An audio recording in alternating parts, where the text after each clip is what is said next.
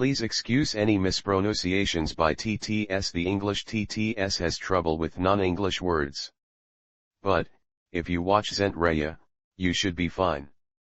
As a result of YouTube's rules pertaining to links in descriptions, I will be adding site details to the video. Musical improvisation, also known as musical extemporization, is the creative activity of immediate, in-the-moment musical composition, which combines performance with communication of emotions and instrumental technique as well as spontaneous response to other musicians. Sometimes musical ideas in improvisation are spontaneous, but may be based on chord changes in classical music, and many other kinds of music. One definition is a performance given extempore without planning or preparation. Another definition is to play, or sing extemporaneously, by inventing variations on a melody, or creating new melodies, rhythms, and harmonies. Encyclopaedia Britannica defines it as, the extemporaneous composition, or free performance of a musical passage, usually in a manner conforming to certain stylistic norms but unfettered by the prescriptive features of a specific musical text. Improvisation is often done within a pre-existing harmonic framework, or chord progression. Improvisation is a major part of some types of 20th century music, such as blues, rock music, jazz, and jazz fusion, in which instrumental performers improvise solos, melody lines, and accompaniment parts. Throughout the eras of the Western art music tradition, including the medieval, Renaissance, Baroque, Classical, and Romantic periods, improvisation was a valued skill. J.S. Bach, Handel, Mozart, Beethoven, Chopin, Liszt, and many other famous composers and musicians were known especially for their improvisational skills. Improvisation might have played an important role in the monophonic period. The earliest treatises on polyphony, such as the Musica Enchiriadis, indicate that added parts were improvised for centuries before the first notated examples. However, it was only in the 15th century that theorists began making a hard distinction between improvised and written music. Some classical music forms contained sections for improvisation, such as the cadenza in solo concertos, or the preludes to some keyboard suites by Bach and Handel, which consist of elaborations of a progression of chords, which performers are to use as the basis for their improvisation. Handel and Bach frequently improvised on the harpsichord or pipe organ. In the Baroque era, performers improvised ornaments, and basso continuo keyboard players improvised chord voicings based on figured bass notation. However, in the 20th and early 21st century, as common practice, Western art music performance became institutionalized in symphony orchestras, opera houses, and ballets. Improvisation has played a smaller role.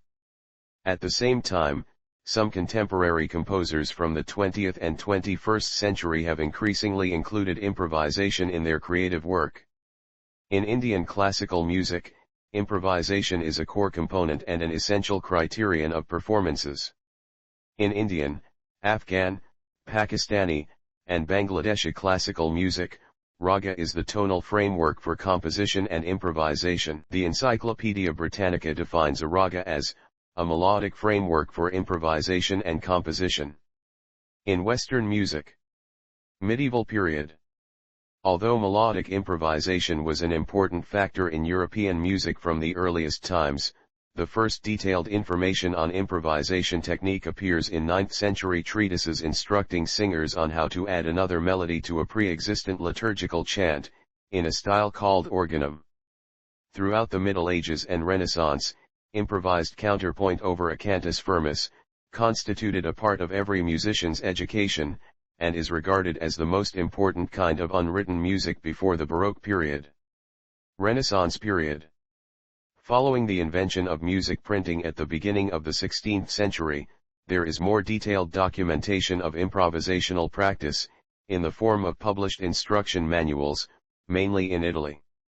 In addition to improvising counterpoint over a cantus firmus, singers and instrumentalists improvised melodies over ostinato chord patterns, made elaborate embellishments of melodic lines, and invented music extemporaneously without any predetermined schemata. Keyboard players likewise performed extempore, freely formed pieces. Baroque period. The kinds of improvisation practiced during the Renaissance, principally either the embellishing of an existing part or the creation of an entirely new part or parts, continued into the early Baroque, though important modifications were introduced.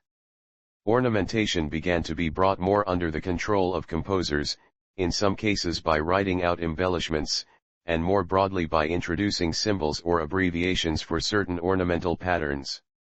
Two of the earliest important sources for vocal ornamentation of this sort are Giovanni Battista Bovicelli's Regoli, Passaggi di Musica, and the preface to Giulio Cassini's collection, Le Nuove Musiche. Melodic instruments. 18th century manuals make it clear that performers on the flute, oboe, violin, and other melodic instruments were expected not only to ornament previously composed pieces, but also spontaneously to improvise preludes. Basso continuo. The basso continuo was mainly improvised, the composer usually providing no more than a harmonic sketch called the figured bass.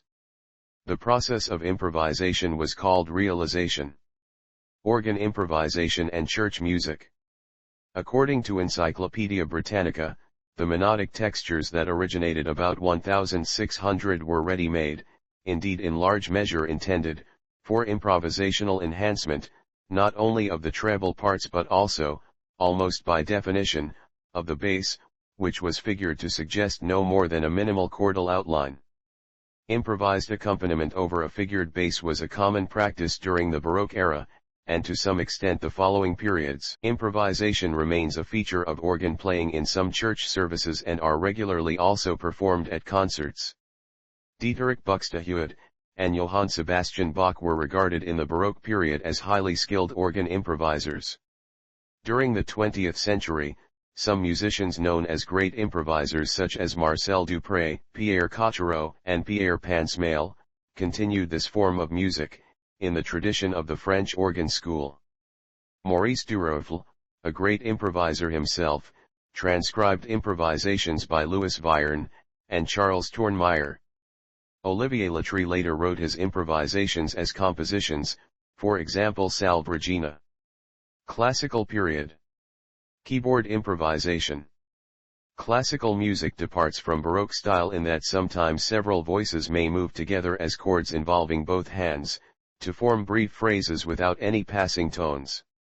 Though such motifs were used sparingly by Mozart, they were taken up much more liberally by Beethoven and Schubert. Such chords also appeared to some extent in Baroque keyboard music, such as the third movement theme in Bach's Italian concerto. But at that time such a chord often appeared only in one clef at a time, and did not form the independent phrases found more in later music. Adorno mentions this movement of the Italian concerto as a more flexible, improvisatory form, in comparison to Mozart, suggesting the gradual diminishment of improvisation well before its decline became obvious. The introductory gesture of tonic, subdominant, dominant, tonic, however, much like its Baroque form, continues to appear at the beginning of high classical, and romantic piano pieces, and much other music, as in Haydn's Piano Sonata Hob. 16/52, and Beethoven's Sonata No. 24, Op. 78. Beethoven, and Mozart cultivated mood markings such as con amore, appassionato, cantabile, and espressivo. In fact, it is perhaps because improvisation is spontaneous that it is akin to the communication of love. Mozart and Beethoven. Beethoven and Mozart left excellent examples of what their improvisations were like, in the sets of variations and the sonatas which they published, and in their written-out cadenzas. As a keyboard player, Mozart competed at least once in improvisation, with Museo Clementi. Beethoven won many tough improvisatory battles over such rivals as Johann Nepomuk Hummel, Daniel Steibelt, and Joseph Woelfloh. Romantic period. Instrumental. Extemporization, both in the form of introductions to pieces, and links between pieces, continued to be a feature of keyboard concertising until the early 20th century. Amongst those who practiced such improvisation were Franz Liszt, Felix Mendelssohn, Anton Rubinstein, Paderewski, Percy Grainger, and Pachman. Improvisation in the area of art music seems to have declined with the growth of recording. Opera. After studying over 1,200 early Verdi recordings, Will Crutchfield concludes that the solo cavatina was the most obvious and enduring locus of soloistic discretion in 19th century opera. He goes on to identify 7 main types of vocal improvisation used by opera singers in this repertory.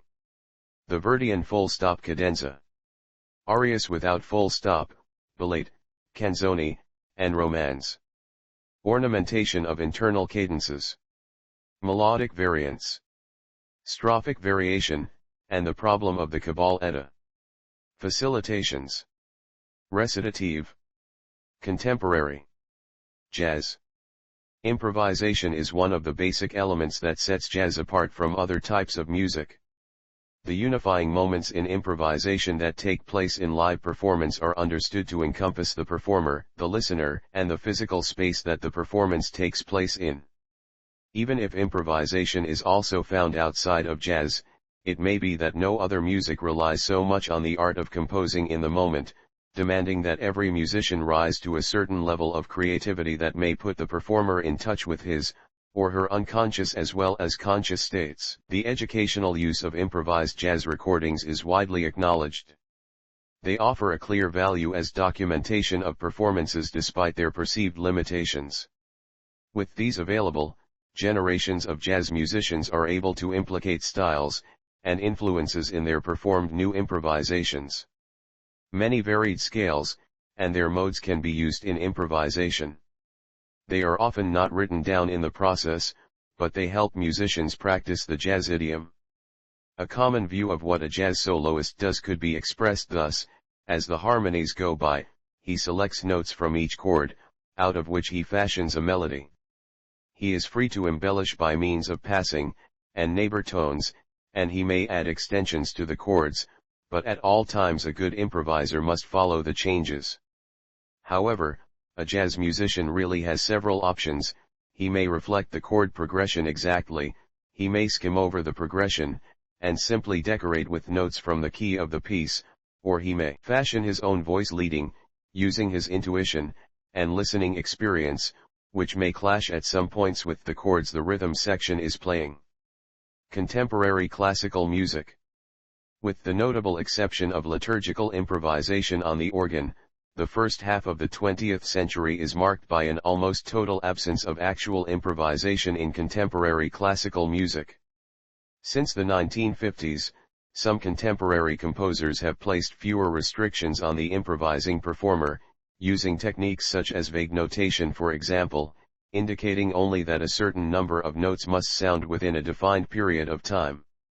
New music ensembles formed around improvisation were founded, such as the Scratch Orchestra in England, Musica Elettronica Viva in Italy, Lucas Foss Improvisation Chamber Ensemble at the University of California, Los Angeles, Larry Austin's New Music Ensemble at the University of California, Davis, the Once Group at Ann Arbor, the Sonic Arts Group, and Sonics, the latter three funding themselves through concerts, tours, and grants. Significant pieces include Foss Time Cycles and Echoy. Other composers working with improvisation include Richard Barrett, Benjamin Boritz, Pierre Boulez, Joseph Brandt, Silvano Bussati, Cornelius Cardew, Yanni Christou, Douglas J. Cuomo, Alvin Curran, Stuart Dempster, Hugh Davies, Karl-Heinz Essel, Mohamed Faraouz, Rolf Gelhar, Vinko Globokar, Richard Grayson, Hans Joachim Hespaz, Barton McLean, Priscilla McLean, Stephen Nachmanovich, Pauline Oliveras, Henry Poseur, Todd Reynolds, Terry Riley, Frederick Rutziewski, Saman Samadi, William O. Smith, Manfred Stank, Karl-Heinz Stockhausen, Toru Takemitsu, Richard Teitelbaum, Vangelis, Michael Vetter, Christian Wolff, Ioannis Xenakis, Yitzhak Yedid, Lamonti Young, Frank Zappa, Hans Zender, and John Zorn. Contemporary popular music. Psychedelic and progressive rock music. British and American psychedelic rock acts of the 1960s and 1970s used improvisations to express themselves in a musical language. The American rock band Grateful Dead based their career around improvised live performances, meaning that no two shows ever sounded the same. Improvisation was a key part of Pink Floyd's music from 1967 to 1972. Another progressive rock band that implemented improvisation was King Crimson, whose live performances consisted of many improvisational pieces. The improvisation died down in the 1980s, but saw a resurgence in the 1990s. Silent film music. In the realm of silent film music performance, there were musicians, theater organ players, and piano players, whose improvised performances accompanying these films has been recognized as exceptional by critics, scholars, and audiences alike. Neil Brand was a composer who also performed improvisationally. Brand, along with Gunter A. Buchwald, Philip Carley, Stephen Horn, Donald Sosin, John Sweeney, and Gabriel Thibodeau, all performed at the annual conference on silent film in Pordenone, Italy, Le Giornate del Cinema Muto. In improvising for silent film, performers have to play music that matches the mood, style, and pacing of the films they accompany. In some cases, musicians had to accompany films at first sight, without preparation. Improvisers needed to know a wide range of musical styles, and have the stamina to play for sequences of films which occasionally ran over 3 hours. In addition to the performances, some pianists also taught master classes for those who wanted to develop their skill in improvising for films. When talkies, motion pictures with sound, were introduced, these talented improvising musicians had to find other jobs. In the 2010s, there are a small number of film societies which present vintage silent films, using live improvising musicians to accompany the film. Venues. Worldwide there are many venues dedicated to supporting live improvisation. In Melbourne since 1998, the Make It Up Club has been presenting a weekly concert series dedicated to promoting avant-garde improvised music and sound performance of the highest conceptual and performative standards. The Make It Up Club has become an institution in Australian improvised music and consistently features artists from all over the world. Music education. A number of approaches to teaching improvisation have emerged in jazz pedagogy, popular music pedagogy, the Dalcroze method, Orff Schoolwork, and Satis Coleman's creative music. Current research in music education includes investigating how often improvisation is taught, how confident music majors and teachers are at teaching improvisation, neuroscience and psychological aspects of improvisation, and free improvisation as a pedagogical approach. In Indian classical music, a raga is one of the melodic modes used in Indian classical music. Jokboor, of the Rotterdam Conservatory of Music, has defined raga as tonal framework for composition and improvisation. Nazir Jarajdhoy, chairman of UCLA's Department of Ethnomusicology, characterized ragas as separated by scale, line of ascent and descent, transilliance, emphasized notes and register, and intonation and ornaments. A raga uses a series of 5 or more musical notes upon which a melody is constructed. However, the way the notes are approached, and rendered in musical phrases, and the mood they convey are more important in defining a raga than the notes themselves. In the Indian musical tradition, ragas are associated with different times of the day, or with seasons. Indian classical music is always set in a raga. Non-classical music such as popular Indian film songs and ghazals sometimes use ragas in their compositions. According to Encyclopaedia Britannica, a raga, also spelled rag or ragam, from Sanskrit, meaning color or passion, in the classical music of India, Bangladesh, and Pakistan, is a melodic framework for improvisation and composition.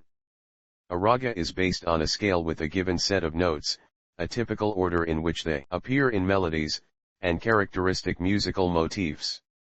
The basic components of a raga can be written down in the form of a scale.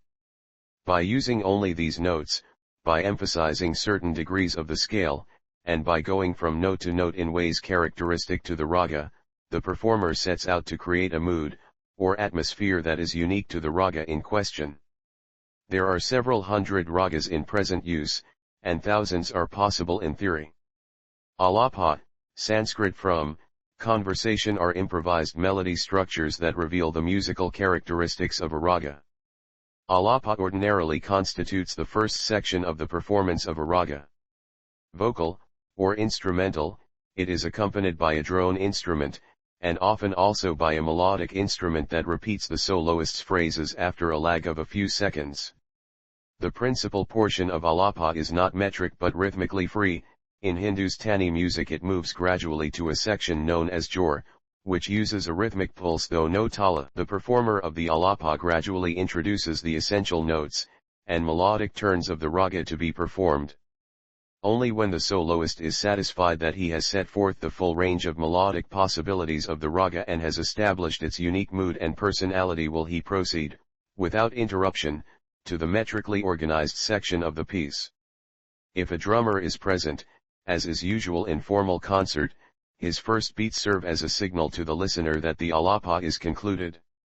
Artificial intelligence. Machine improvisation uses computer algorithms to create improvisation on existing music materials. This is usually done by sophisticated recombination of musical phrases extracted from existing music, either live or pre-recorded. In order to achieve credible improvisation in particular style, machine improvisation uses machine learning and pattern matching algorithms to analyze existing musical examples. The resulting patterns are then used to create new variations in the style of the original music, developing a notion of stylistic re-injection. This is different from other improvisation methods with computers that use algorithmic composition to generate new music without performing analysis of existing music examples.